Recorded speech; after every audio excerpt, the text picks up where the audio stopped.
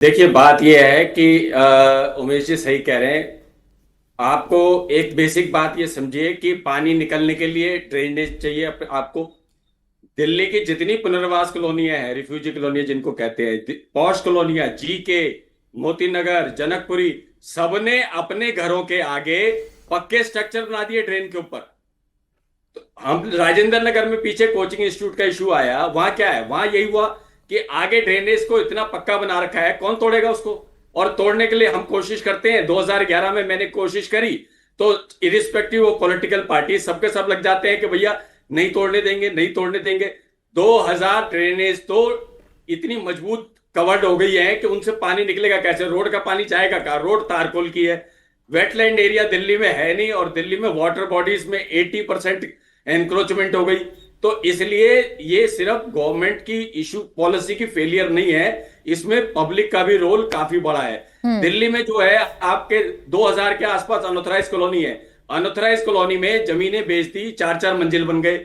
वहां पर drainage system डाली नहीं गई, सीवरेज है ही नहीं, तो वहां का पानी स्प्रेड करेगा, इधर उधर करेगा। और दूसरी सबसे बड़ी दुर्भाग्य की बात यह है कि अब जितने भी ये दावे सरकारें करती हैं, आप ये बताइए कि इस बार भी रेखा भी जब बनी सीएम तो उन्होंने भी ये दावा किया कि हमने माइक्रो मैनेजमेंट किया और इस बार वो नहीं होगा। लेकिन सबसे दुर्भाग्य की बात यह है कि दिल्ली का वाटर लॉगिंग को पंपिंग आधार पर ये कॉन्फिडेंट है कि पंपिंग आधार पर हम प्रॉब्लम सॉल्व कर लेंगे। पंपिंग का मतलब है डिस्पर्सिंग द वाटर, इधर से उधर कर दिया, उधर से उधर कर दिया। लेकिन अगर यमुना का ही लेवल बढ़ गया तो आप ड्रेनेज में डाल भी दोगे या डिस्पर्स भी कर दोगे तो वो पानी बैक मारेगा। आज जो है पिछले 2 दिनों में 2-3 जगह नालों ने बैक मारा है, उसकी वजह से गांव में पानी भर गया, जिसकी वजह से कॉलोनियों में पानी भर गया। एंड एनआर टीम ने जो है निकाला है बच्चों, मुश्किल से बच्चों को। तो बैक मारेगा वो। तो अब यमुना का लेवल, हमारा जो सीवरेज सिस्टम की एंट्री आउटफ्लो, हमारे पास अकेला यमुना के अलावा कोई आउटफ्लो नहीं। हमारा सीवरेज 200 मीटर पे है लगभग, समझो, और 207 हो गया तो यमुना के में पानी तो एंटर करेगा ही नहीं, और वो बैक मारेगा। और बैक मारेगा तो कई जगह तो नाले भी टूटे हैं। कल एक नाला टूट गया तो लोगों के, और हर जगह देखिए स्कूल है, कॉलेज है।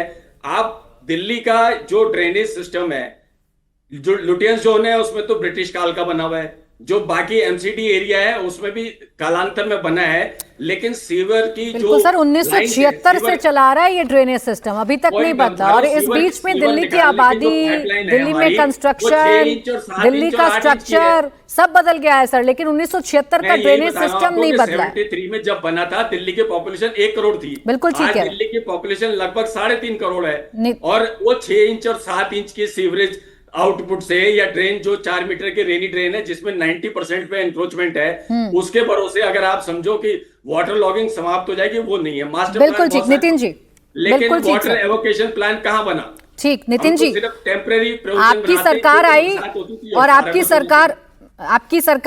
सरकार ने भरोसा दिल्ली वासियों को दिलाया कि हम पिछली सरकारों की तरह नहीं हैं, इस बार दिल्ली में हालात बद से बदतर नहीं होंगे। आप लोगों ने बैठकें की, मुख्यमंत्री रेखा गुप्ता ने दावा किया कि बाढ़ नहीं आएगी इस बार दिल्ली में। आज भी आपके मंत्री को मैं सुन रही थी, प्रवेश वर्मा जी कह रहे हैं आश्वस्त रहिए, आप सब सुरक्षित हैं, हालात नहीं बदलेंगे। लेकिन तस्वीर तो कुछ और बता रही है ना। यही सवाल है, दावे कुछ और किए जाते हैं, लेकिन क्या आंकने में आप लोग कमजोर हो जाते हैं कि भाई हालात इससे भी ज्यादा बुरे हो सकते हैं? नहीं, एक आप एक बात को समझिए।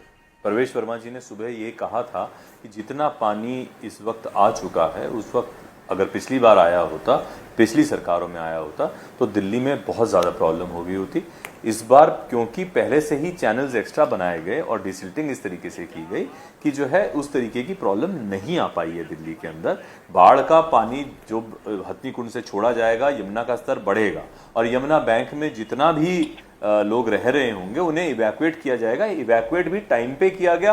कुछ लोग जो अपने किसी भी वजह से छोड़ के नहीं गए, सहूलियत सबको दी गई, सबके लिए कैंप बनाए गए, मेडिकल कैंप्स भी बनाए गए हैं, खाने की व्यवस्था, पानी की, हर चीज की व्यवस्था की गई है सरकार द्वारा और पहले से ही। और इस वक्त भी कोई अगर रह जाता है जिसको लास्ट मोमेंट तक वेट करना चाहते हैं, बहुत सारे लोग खुद ही नहीं निकलना चाहते, तो उनके लिए बोट का इंतजाम सब चीजों का किया गया। तो ऐसी कोई मारामारी इस बार दिल्ली की में नहीं हुई कि रातों रात भागना पड़ रहा है। और आप खुद देखेंगे इसको, अगर आप देखते हैं वहां पे कि उतना दिक्कत इस बार नहीं आई है जैसे 2023 में हो गया। ये तो नितिन जी उस वक्त वाटर लेवल 209 के पार चला गया था ना। बाढ़ के लिए ब्लेम नहीं करना चाहता, नितिन जी, क्योंकि अगर पानी ऊपर से आ रहा है, पानी पीछे अगर आप पिछली सरकारों की बात कर ही रहे हैं तो मैं एक आंकड़ा आपके सामने रख देती हूँ। पिछली बार 2023 का आप अगर जिक्र कर रहे हैं तो 209 पर पहुंच गया था वाटर लेवल, अभी 207 पर है। 209 पर हालात कितने बुरे थे हमने देखे थे, अभी भी 207 पर हालात बहुत अच्छी नहीं है। अगर ये वाटर लेवल बढ़ा तो क्या कीजिएगा? दिल्ली तो अभी भी डूबती हुई नजर आ रही है ना नितिन जी। इस बात को समझिए, जहां पे यमुना बैंक के, देखिए यही मैं आपको बताना चाह रहा हूं, आप उनकी हाइट्स भी देख लीजिए ना, जो वहां पे आपके यमुना बाजार है या और कुछ इस तरीके के लोग बसे हुए हैं यमुना के फ्लड प्लेन्स के अंदर, कॉलोनियां बसी हुई हैं या कुछ लोग बसे हुए हैं। बहुत सारे लोग तो पहले ही इवैक्यूएट कर दिए गए थे, वहां से हटा दिए गए थे। जहां पे अस्तिता बना है या कुछ और बना है, वहां से लोग पहले भी जो नितिन जी ये काम तो पिछली सरकारें भी करती थी।